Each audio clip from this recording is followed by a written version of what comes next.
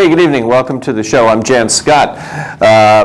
Big doings this evening. We're going to talk about Mathew Shepard, who was killed this past week, as you know, in Laramie, Wyoming. He was murdered, hung on a fence, pistol whipped, burned, tortured, and murdered. And there was a vigil yesterday on the downtown Boulder Mall that we attended. We're going to show you some of that. And I also want to take your questions or your comments on this entire event. 440-3572 is the talk line tonight. If you want to talk about what happened with Mathew and actually a lot of all of the issues concerning this, the gay stuff. We are also going to have some interesting guests on this evening. I did try to get someone from the gay, lesbian, bi-gendered, transsexual, whatever from CU. I couldn't even get a return call from those people. Would like to get that side. They were too busy doing something else. Talked to Sue Anderson, who's on from the Gay Lesbian Center in Denver. She gave me some people at CU. So unfortunately, we're not going to have anybody to speak about this issue from the gay community, unless you happen to be gay and you call in this evening. However, we are going to have some interesting guests, one of which is, we're going to have Reverend Fred Felps on. He's going to be on the program later on. We're going to talk to him in Topeka, Kansas. He's the gay basher. Amy Tracy, we're going to have her on later on. She's with Focus on the Family, also a former lesbian. She's going to be with us. And Robert Knight will also be with us. He's from the Family Research Center. It's kind of a conservative center in Washington. But would also like to get your position or your points of view concerning, just this whole issue of being gay and gay bashing and being slammed and being slandered. Okay, but next we're going to go to the vigil that took place on the downtown Boulder Mall. All right here on Jann Scott Live. The vigil, Gabe.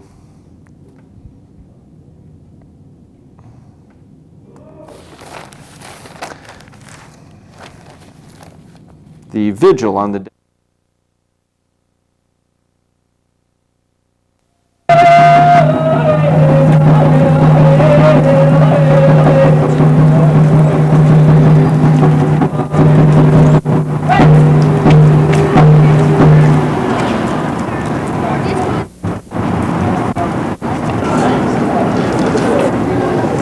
and my heart has always been moved.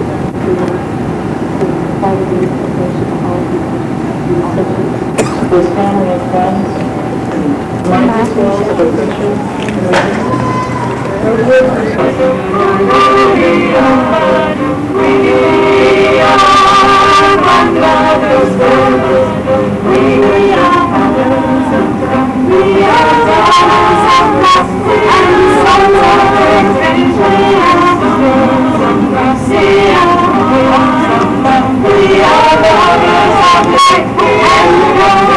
sexual and transgender community, a longtime resident of Boulder, and I'm just sure he has something to say.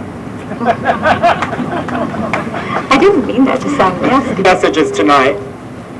One is to think of others, and the other is to think of yourself. Thinking of others. I was watching the news tonight, and it was reported, and I don't know that this is true, but it was reported on a major news station, that the people that attacked Mathew Shepard also attacked two young Latino men. One of them was very severely injured in his head. He's okay. The other one wasn't harmed. But what I want to say is that we need to stand together with all of the people who experience hate crimes. And there are so many. And they are in every community. And they happen all the time. And they happen in all kinds of different forms. And when someone is called a faggot on a playground, or someone is called a dyke because she's holding her girlfriend's hand. That is a hate crime. And that is what leads to what happened in Laramie, Wyoming. Okay, I gotta try to speak louder. I'm getting the hands up in the air here. I can't name all the names. I can name the African man, Deja, who was murdered in Denver, and Jeannie, I believe Kirkpatrick, who came to his aid and was permanently paralyzed. I can name John Nguyen in California, who was murdered because he was thought to be a Jap. I can name all of the women who experience abuse in the home, all the children who experience abuse in the home. These are hate crimes. Rape is a hate crime. Rape happens to women. Rape happens to men. I can name these things. We must hold them in our hearts because all of it is connected. All of it is related. The same hate that killed Mathew Shepard tried to kill 2 young Latino men, and if they had the chance, they would try to kill us. You're watching Jann Scott Live. This is the name of the program. Talking about Mathew Shepard, who was murdered. That was the vigil that took place, part of the vigil anyways, that took place on the downtown Boulder Mall. We actually have 4 or 5 parts to that this evening. Also like to know your take on this whole thing. Our comment line is 4471-JAW. So, Jim, should we be putting up just the comment line now since we can't take calls? Is that right? Are we on the air yet? Somebody's got to tell me when we're on the air. So, Jim, how you doing tonight? It's Jim Bosch back there, ladies and gentlemen. James? Well, Jann, we're working on the audio Well, part forget of about your that. show. Just talk to me about this. What do you think of this whole situation that took place? This is appalling, isn't it? I mean, it's really shaking up our community. Did you hear what that guy said at the vigil? You know, I actually wasn't. Tell me, because I had to work on He problems in here. He was saying that if it's not just Mathew Shepard who was beaten, it could be that's you or I, someone taking it out on you or I. It's not just another individual. That could be happening to one of us. We could walk into a bar and get ourselves beaten to death. Well, you can't. It could happen because these people who don't like something about somebody else, you know, it could be your hairdo there. Yeah. Or what was Susanna Chase doing, for instance?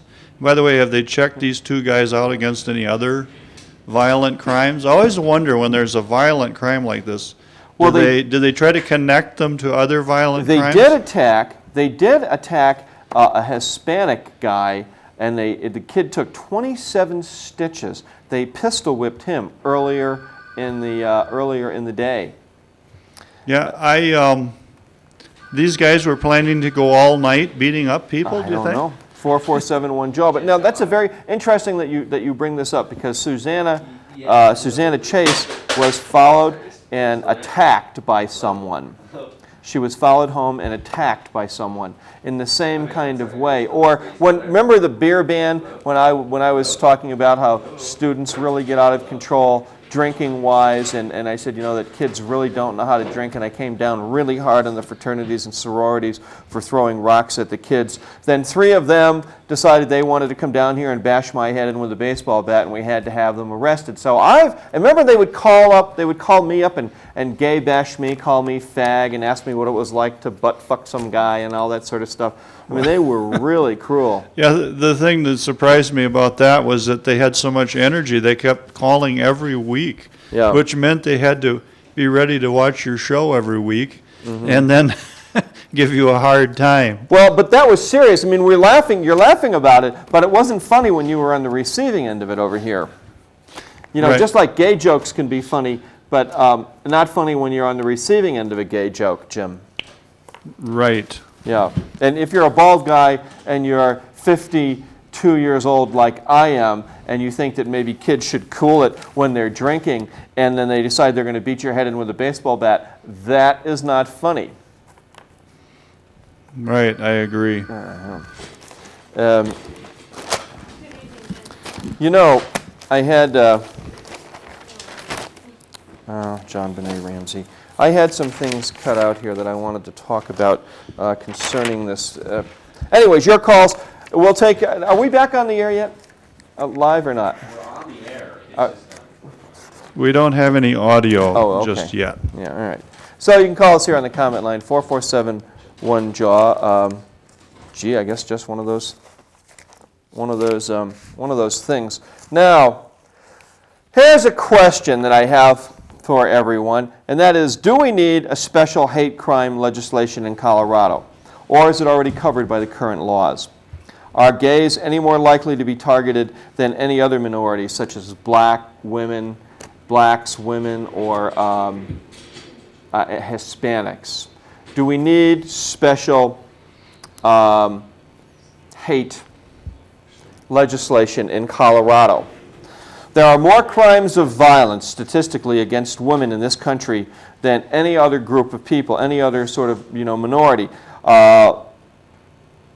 followed by blacks, American Indians, Mexican Americans. Gays are the lowest in terms of being targeted. Violence against gays occurs, of course, but not at the level that special legislation for women. What do you think about that? Do we need special crime legislation? What do you think about that, Jim? Special crime legislation? Should we have anti-hate legislation? Well, in the situation in Wyoming, murder is probably the strongest law we have. So any hate crime law wouldn't do anything for that situation. I haven't really thought about, I think other people have thought about this more. Hate crimes to me is when you spray paint a synagogue or something like that, and there needs to be some way to hold people responsible. But I don't know how hate crime can stop murder, assault, attempted murder. Well, I mean, this is all pretty heavy-duty stuff. Let's go back to the vigil on the downtown Boulder Mall. We were there last night. It was a vigil for Mathew. It was a candlelight vigil. You're watching Jann Scott live, and we'd like your comments also on our comment line. It will stew inside us and create that hatred in ourselves. So go inside a moment, take some time to reflect. And what I want to say to you is, what are you doing for yourself? What are you doing to heal from this terrible thing that's happened? What are you doing to acknowledge that it happened also to you? And I want everybody to be prepared for the possibility that justice won't be done. Because that's a very real possibility, and it's happened very many times before. But I also want us all to believe that it will be. And I was in Laramie on Sunday night, and I said that to them. And many of them said to me that they would work for justice, and I believe them. And I don't want to have to be holding a candle at another vigil. But I can't have the state committing crimes committing my own acts of justice. That isn't justice to me.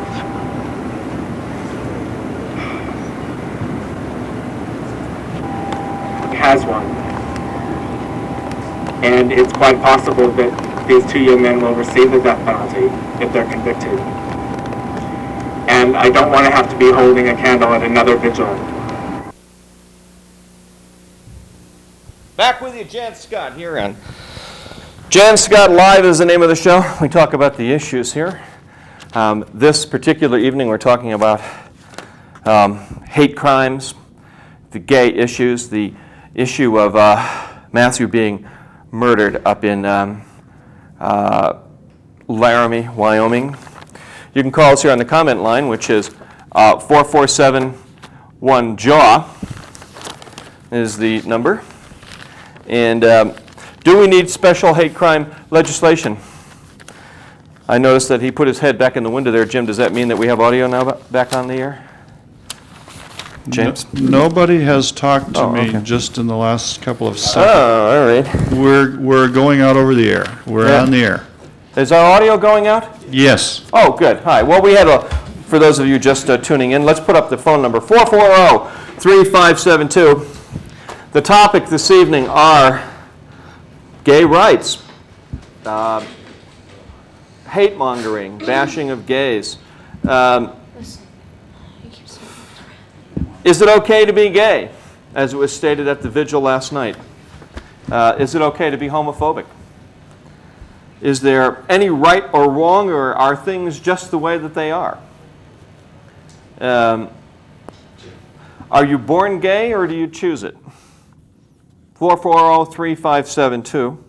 Are you a bigot if you question the motives of the current gay political movement, which is, we're queer, we're here, get used to it?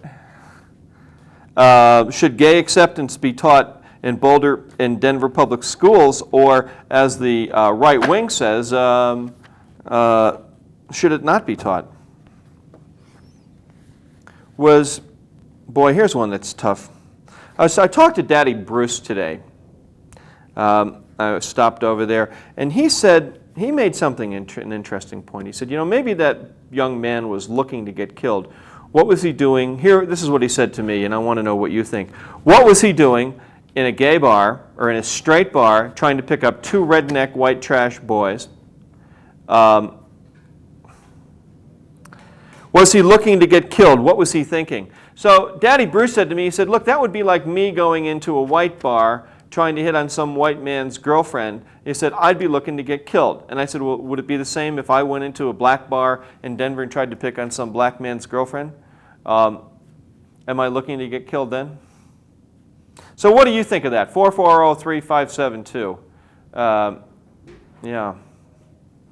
A good question. What do you think about any of this? All right. Seth, hi, you're on the air with Jann Scott. Hi, Jann. Do you remember me? Seth, you do a TV You do. show. You're the video master. You steal everything off television, splice it together, and make extraordinarily interesting jumble of nonsense. Well, that's why I called up, because I thought that just that scenario with Daddy Bruce seemed a little twisted. Like Well, somebody can't go into any bar they wish. Well, he said. What Among he said to me was, heterosexuals. if I started flirting with a white man's girlfriend, that would be some dangerous behavior. And he was suggesting that maybe young Mr. Shepard was doing the same thing by trying to pick up some straight redneck trash in Laramie. Well, those two guys that beat him to death weren't boyfriend and boyfriend. They were boyfriend and boyfriend? They weren't. No, they weren't. So it's not the same as, Oh, okay. so there's no reason to... Hey, Seth, what do you think we should do with these dirtbags? How about the death penalty for them and their girlfriend? I doubt it. I would think that they're probably pretty confused individuals out there. Are you in favor of the death penalty? I'm not. Really? No. I am. See, I think that, they abducted this young man, Mr. Shepard. They tortured him. They burned him. They ultimately murdered him. I mean, if they don't qualify for the death sentence, I mean, the two guys and the girlfriends, no, let's hang all four of them, or a firing squad in downtown Laramie. Well, do you think that the Ramseys should be executed if they The were found Ramseys, guilty? if they murdered their child, I think they should be tortured then executed, those two actually. I'm Elizabethan on this kind of stuff. What's your opinion on homosexuals and lesbians? It's a tough life, I brought the Lambda Report to Boulder about 10 years ago, which is a gay lesbian news magazine, and they brought, get this, my show to Denver. And, it's hard to find love in this world, and I guess any place you find it, I can't, who am I to judge? I don't have a whole lot to say about it, except I'm glad I'm not gay. And For the I think it's a consequences tough of being place to gay be. in this society, or because... Say what? Because of the consequences of being gay in this society? Oh, yeah. The consequences of being gay in this society are pretty bad. And a lot of people that are gay get really conflicted about their sexuality, feeling that they're outside the norm. But maybe we can let them talk about it. But I've had a lot of people tell me that I've had a lot of gay people tell me, said, if I had a choice, I'd rather be straight. It's easier to fit in. But, then... So you would guess that then it isn't a choice, that it is biochemical, biological. In some cases it is, yeah. Other cases it's a choice. I mean, there's a lesbian song that goes, any woman can be a lesbian. I have a friend right now who is toying with the idea of leaving her husband and becoming a lesbian just because men are fucked, and that we treat women so badly that if you want to have a relationship, you know, maybe the safest place to have one would be with a woman. So I've heard both sides of that from people inside the gay community. Are you gay? No, I'm not. Yeah. But I suppose even saying that I must, just by the fact that it takes me a moment to say whether I'm not, means that I have some kind of prejudice. I think only simply because that when we're born, or at least in my adolescent years, I mean, you know, adolescents are confused about sex anyways. One can have like kind of a hysterical impulse as to, oh my God, I might be gay. But I think a lot of men and women kind of go through that. But basically, I'm as heterosexual as they come. Well, I've sat with you at a coffee shop once or twice, and you've made some comments about lesbians. I am a hero of the lesbian community in Boulder. Well, I wondered whether that was just to, you know, get a rise out of, or this was just in a private conversation. So I wondered whether that was your true feelings about lesbians, or you were just saying that as a jokester, as a trickster. Well, my true feelings. I mean, whatever. I've already told you what my true feelings are on this. That it's hard to find love any place in this world, and people find it where they find it. That's kind of what my feelings are on it. This particular issue of Mathew being murdered here, young Mr. Shepard, that's not. I mean, I'm not going to joke around about this issue tonight. This is no joking matter. There's nothing funny about any of this. This is a horrible, brutal crime. He didn't deserve it, but it does bring up all the politics of gay, lesbian, right-wing politics. Do you think they're jumping the gun? Do you think perhaps? I mean, it might have been incited slightly by the sexuality that probably festered the attack, but it seems like it could have been also just greed and a lot of anger.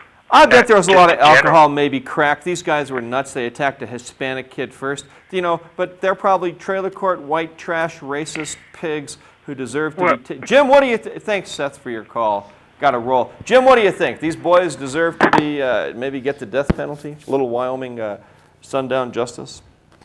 I told you earlier I wasn't going to joke around about this. No, I'm not joking. I made a videotape for you, which we're going to show a little later, which kind of tells my feelings about things like this. I mean, right now this is the one, but... Yeah. Well, we're going to look at that in a bit, but before we do, you've got a little more. Let's go back to the Pearl Street Mall. And this is the vigil last night. 440-3572 is the number here.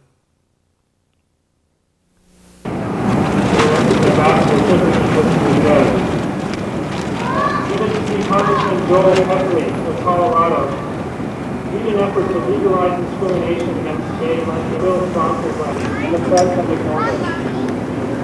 Gay murder victims get no special rights in the media. When someone's skull is beaten into death, and no tear for queers. All of this may be enough to make decent people like ourselves shake their heads in despair. But if we give up, the hatred wins. Instead, we must confront hate where it lies.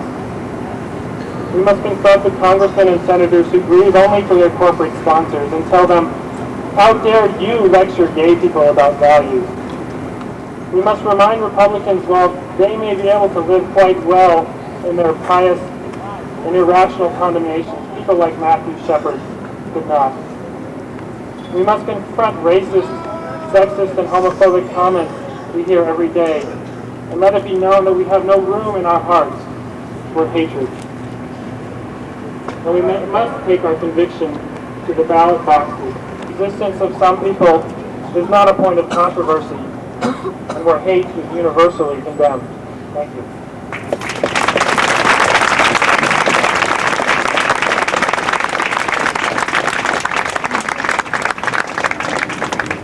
I've just been told that the group Stop Hate on Campus. Back here with you, Jann Scott. Live is the name of this TV show. 440-3572. Here's an interesting letter that appeared in today's Daily Camera, or was it? It appeared on the 14th. A climate of hate. Many people have expressed shock and disbelief at what happened to Mathew Shepard, but there is nothing surprising about it. Within the last 6 months, the majority leader of the U.S. Senate, Trent Lott, likened gays to kleptomaniacs. The leader of the Texas Republican Party compared a gay Republican group, the Log Cabin Federation, to the Ku Klux Klan. A coalition of right-wing groups have waged an ad campaign insisting that homosexuals are diseased individuals that need to be cured. A group of Republican senators blocked the confirmation of James Hormel as a U.S. ambassador solely because he is gay. And various anti-gay zealots have called for a cultural war against gays, declaring us a threat to marriage, family, children, and society. Given this climate, how could anyone have expected something like the Shepard murder not to happen? And that's an excellent point. This is by Rick Sendo and Gary Hammer here in Boulder. You know, I was listening to Robert Knight from one of the conservative think tanks in Washington talk, and he talked about the fact that this is a cultural war, and maybe we can get your comments on this too, 440-3572. What do you think of gay marriages, and does it denigrate the institution of marriage? Is there a gay agenda? Are gays influencing young boys and girls to experiment with homosexuality and therefore becoming bent out of their sexuality at an early age? Is there a conspiracy? Is there a homosexual conspiracy, as the right wing suggests? Is this more of a moderate positioning here in America? Newsweek had a poll just 2 weeks ago that shows 85% of Americans polled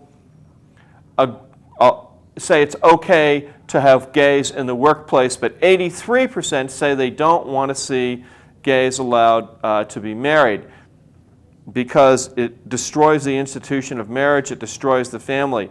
Is this whole thing about family values, is this a moderate issue, or is this is it a right-wing issue? Where do Americans fall in this issue? Where do Boulderites fall in this issue? I mean, there are a lot of things to be talked about here. The murder of Mr. Shepard, I mean, God, he's not even buried yet. We don't even have a funeral yet. Fred Felps is coming to town, and he's going up there to Laramie, Wyoming, to protest this funeral. Let's do this. Let's talk to Katrina. Hey, Katrina, go jump on Jim's mic there. I want to talk to you right now find out what's going on. Quickly, go back there. Get on that microphone. Fred Felps, we were going to have him on and kind of expose him this evening. And I know he was on Crossfire earlier. So, Katrina, what happened? You called Felps. Did we get him? What's the deal? No, I reached yet another machine, but he'll be ringing back hopefully soon. You think? Yeah, Pretty if the doubtful, forces huh? are with us. Yeah, well, I guess he's out Yeah, to he's lunch out already. now. Yeah, The guy's way out. We interviewed him the last time he was here in Boulder. yeah. All right, let's go back to, now let's see, what do we got? Number 3, this is going to be, this is Intolerance. This is a piece of artwork done by our own James Bosch called Intolerance. I am the god of intolerance. I like football and you don't. I like Jesus and you don't. I play golf and you don't.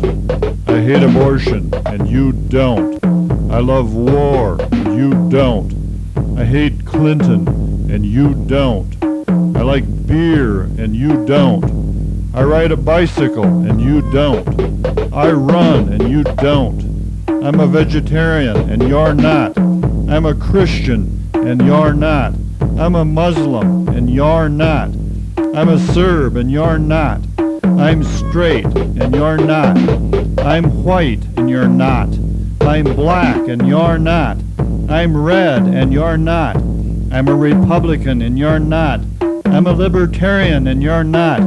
I am American, and you're not. I am Irish, and you're not. I'm tall, and you're not. I'm slim, and you're not. I'm beautiful, and you're not. The revolution will not be televised. James,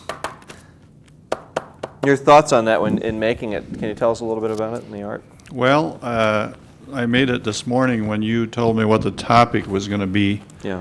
today, and at first I didn't know what I wanted to do with this. I knew I didn't want anything humorous, and then I just kind of started shooting various ugly shots, and I just decided to use the word intolerance, which fits the topic.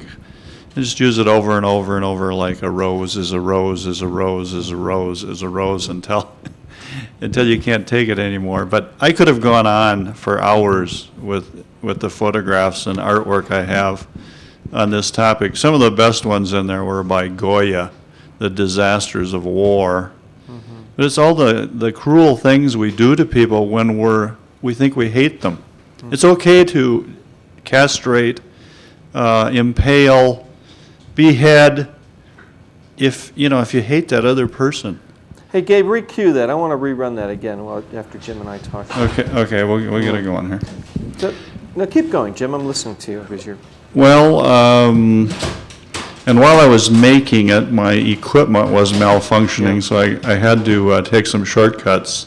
I had planned to use some fancier video toaster transitions, but it turned out all right. If I had a couple of weeks to work on it, I think I could make it pretty powerful. I've done 2 political pieces in my entire life. The first one was during the Vietnam War, Yeah. and the second one was during the Gulf War. I just do not like wars. Yeah. And then this situation with the murder of people just because they're there and they're different. It's just the idea of intolerance is that we think our life is perfect and everybody else is doing the wrong thing. They don't even play the right sports. Whatever we like to do, that's it. Let's roll this intolerance again. You can have another look at It's it. ready. Bring up the audio. We're showing another 1 minute long clip. I am the God of intolerance. I like football and you don't. I like Jesus and you don't. I play golf and you don't. I hate abortion and you don't. I love war and you don't. I hate Clinton and you don't. I like beer and you don't. I ride a bicycle and you don't.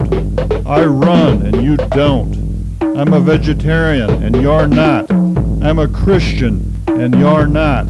I'm a Muslim and you're not. I'm a Serb and you're not. I'm straight and you're not. I'm white and you're not. I'm black and you're not. I'm red and you're not. I'm a Republican and you're not. I'm a Libertarian and you're not.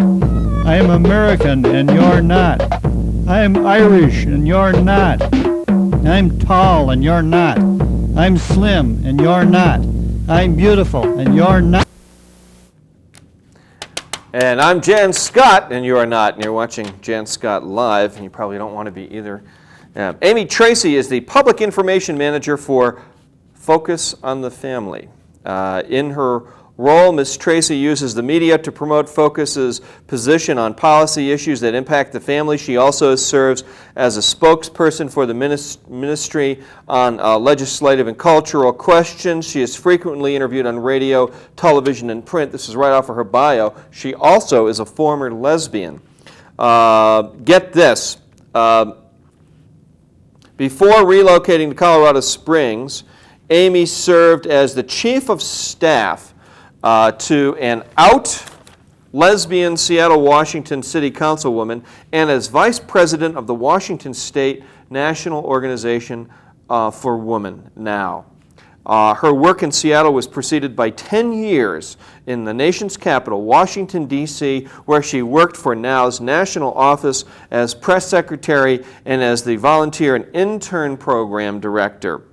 Among her activities at NOW, Miss Tracy coordinated more than 800 volunteers for the 1992 Abortion Rights March, organized all in-house telemarketing and grassroots campaign, including the effort to block Clarence Thomas's nomination from the U.S. Supreme Court, and developed and implemented media strategy with NOW's national leadership. In addition, Miss Tracy planned press conferences, news briefings, and arranged media coverage of special events, demonstrations, and protests. She now works for Focus on the Family, and she was also involved with Billy Graham Outreach Ministry for the Billy Graham Crusades. Amy, welcome to Boulder, and welcome to Jann Scott Live. Thank you. Hi, can you come in here and turn this up, please, Katrina? I can hardly hear her. Boy, far different, huh, between Billy Graham, Focus on the Family, and the National Organization of Women, huh? Yes, most definitely. Yeah. How did you make the transition? What can you tell us your story a little bit? Well, I had moved to Seattle and from Washington, D.C., and was pretty miserable with my life. I had become pretty hard and burnt out, and just was really seeking change in my life. Yeah. God at that time had been working in me in a very strong way. I felt a very strong hunger for Him and a longing for probably about 3 years, and kept trying to push Him away. Well, you were a lesbian. Right. Wow. Well, anyone can feel the power of God. I mean, you don't need to. You can be in any type of situation. No, but I mean, I understand that. But how do you go from being the press relations person for NOW?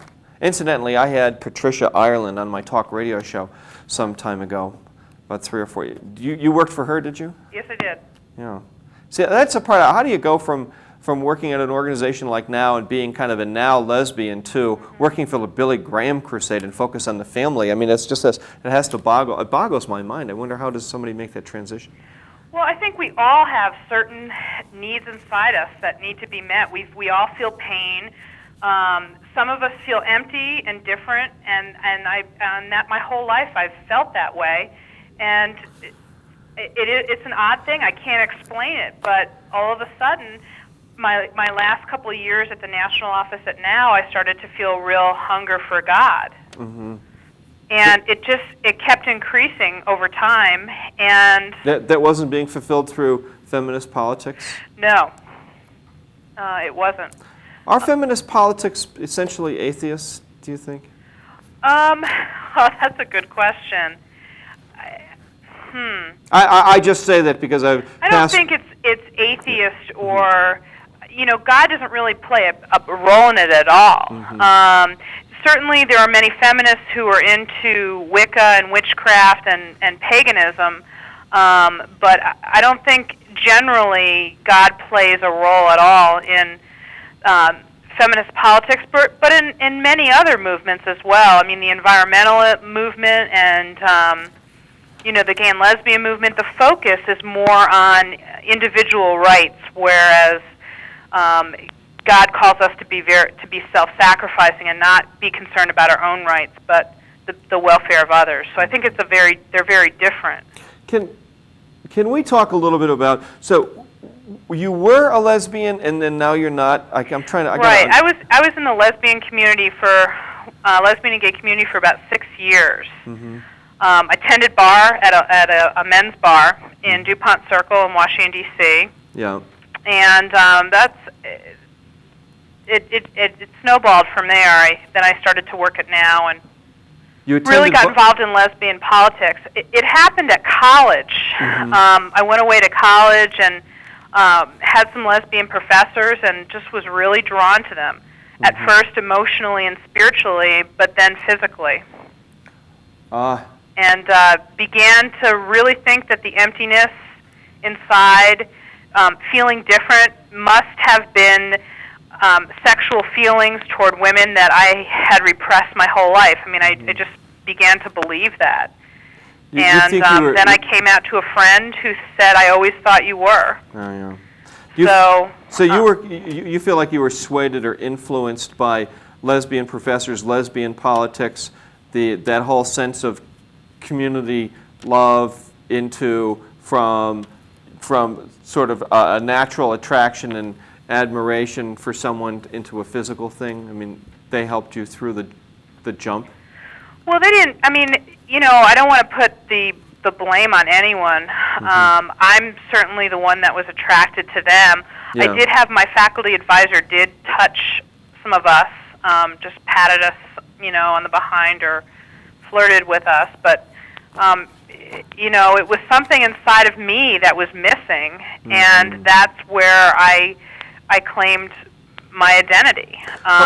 Over the past 9 years, I've interviewed quite a few lesbians and gay men also. I worked on the Lambda Report, and they produced my show in Denver, and I produced theirs here, so we had this exchange. But one of the things that both gay men and lesbians pointed out to me is that gay men feel like that they've been born gay. Lesbians feel, I mean, there's a song that goes, any woman can become a lesbian, and they see it more of a choice thing. Am I reading that correctly, or am I reading it wrong? Well, I think it really depends on the individual. I definitely know women who made the choice.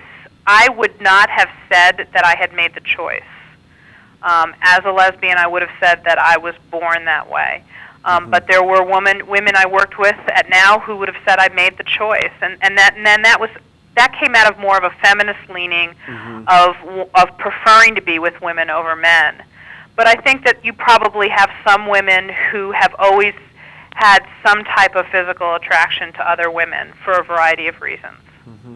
Jim, let's just put up the comment line because we can't take calls in this segment. If you have comments, you can call in at 447-1JAW. So are you a lesbian now, Amy, or what are you?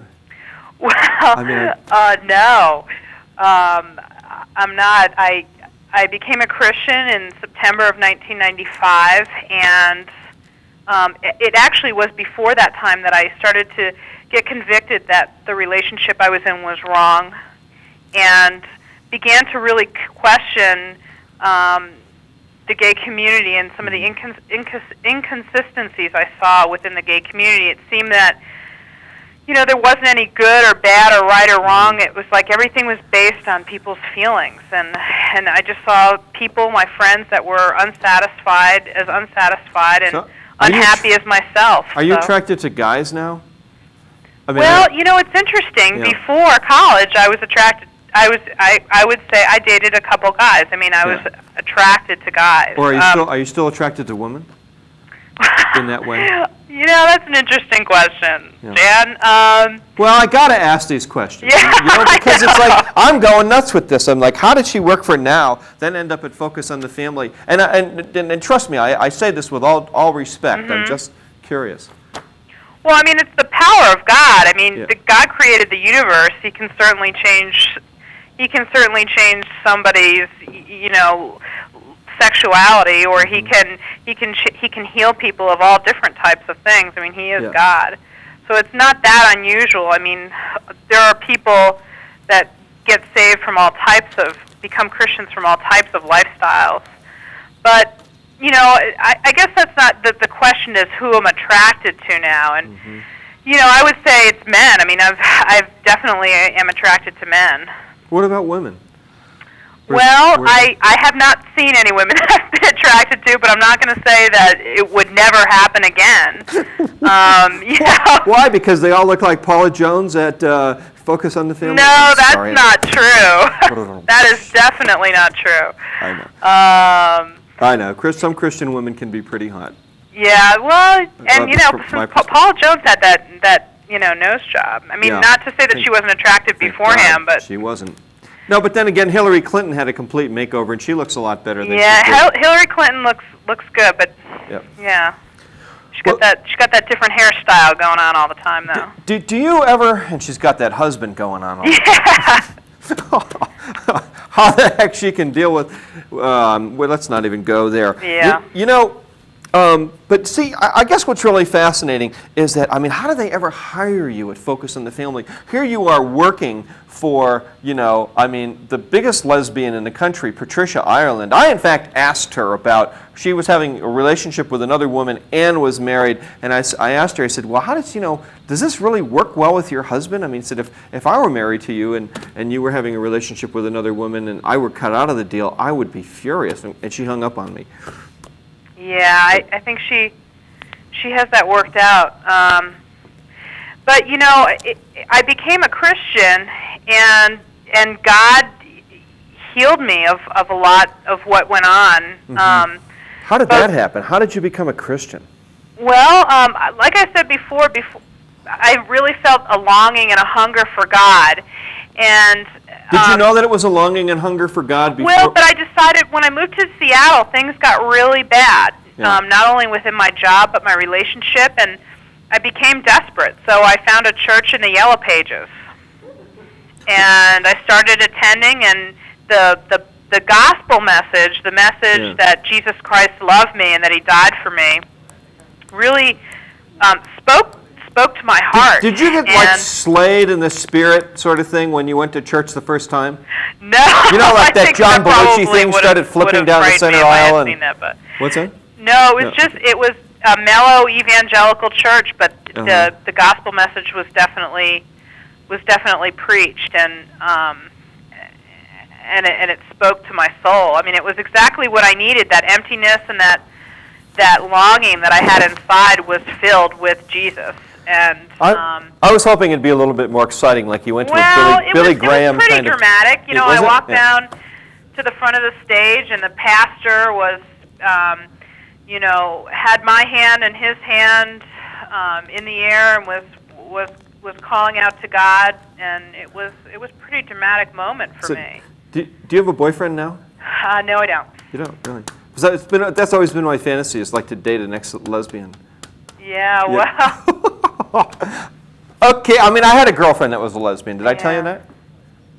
I'm serious. Ellie, she broke up with me at the stock show. Yeah. For a girlfriend. I was mortified. I didn't know what to do. So, but it's been good. I mean, focus on the. I enjoy working at Focus on the Family. I work with a good group of people, and you know, I worked with a good group of people at Now as well. So, I suppose I've been blessed in that way. Let's talk about Mathew Shepard and hate crime and hate that sort of stuff. I mean, how does this affect you now? What do you think about it? Well, I think what happened to him is a tragedy. Yeah. I mean, to have your life, a young life, snuffed out by, you know, it's a tragedy. And I think the debate that the way that the gay activists have used it is also a tragedy. How so? Well, I mean, they've really capitalized on his death to move forward with an agenda that, frankly, has been harmful. I mean, they're saying that people like myself who come forward and say that I'm a former homosexual, by me telling my personal story, is hateful. Well, that's absurd. Are you and most of the time they don't believe people like you. Are you kind of an anomaly? I mean, are you like the token lesbian who's now not? Oh, no. There are hundreds and thousands of people who have come out of homosexuality. Hundreds and thousands? Hundreds and thousands. Do you know them? I mean, I don't know all of them, but I work with 3 of them at Focus, and countless others that I know all over the country. But many people come out of homosexuality through an organization called Exodus, which is located in Seattle, Washington. It's called what now? Exodus. Exodus, okay. Exodus International, and they have groups all over the country that help people come out of homosexuality. And they use the power of Jesus Christ to basically as a guidepost. Really, that works? It works. It can be a difficult process, but it's worked for many.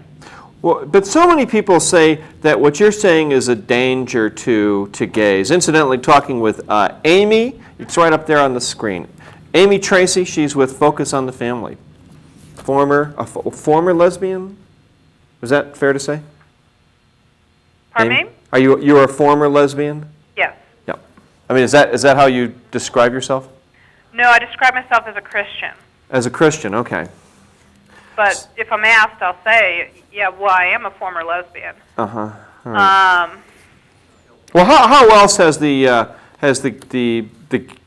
gay agenda? Are you conflicted because you were such a large part of Now and you had I mean, do you have any sympathies at all for the gay movement? I mean, gay, lesbian, transgender. Well, I mean, we don't oppose the people. Mm-hmm. You know, we oppose the agenda. We oppose the policy.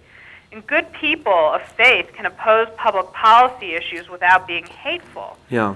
And I had many friends who were gay and lesbian, and many friends at Now, and I tell you, I miss those friendships because there were some awesome people that I knew. So at times it does hurt that part of my life is gone because of the people. Well, but now you're saying that there is a gay agenda. So what are some of the parts of it, and what are some of the parts, are there any parts of it that you agree with, having been a lesbian?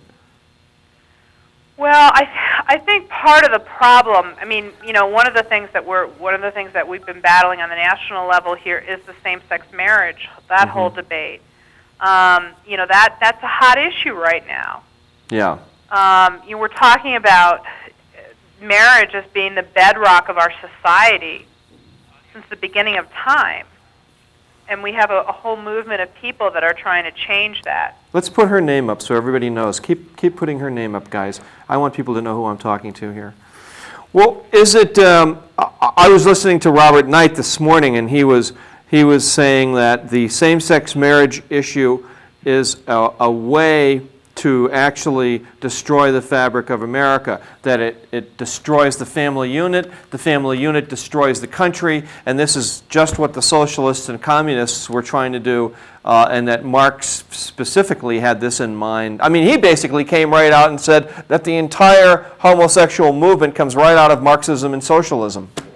Well, I don't know enough about Marxism and socialism to be able to comment on what Bob Knight said. All right. But I do agree with him that there are some dangerous implications to same-sex marriage and to altering the institution of marriage. I mean, if we allow two same-sex people to get married, what's to say that we can't allow somebody to marry a child or to marry a dog or anything else? I mean, the institution of marriage is sacred. Did you say marry a dog or a daughter? Pardon me? Did you say marry a daughter? No, I said marry a child or to marry a dog. I mean, if we start fiddling around with the standard, which is a man and a woman. Well, in Boulder in 1970, how far that will go. In 1975 here in Boulder, our city clerk gave two men a marriage license, and then a rancher showed up with his horse and wanted a marriage license for his horse, and he was denied, and he had a protest out there.